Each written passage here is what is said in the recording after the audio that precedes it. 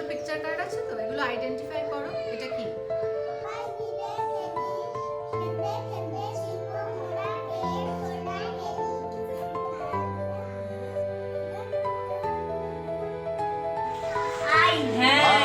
Very good. I দেখো, দেখো I কোথায় আছে। হ্যাঁ, বাহ, একটা হাততালি দাও। বলবো নাম মানে সেটা একটা কি শব্দ? নাউন শব্দ। বোঝা গেল?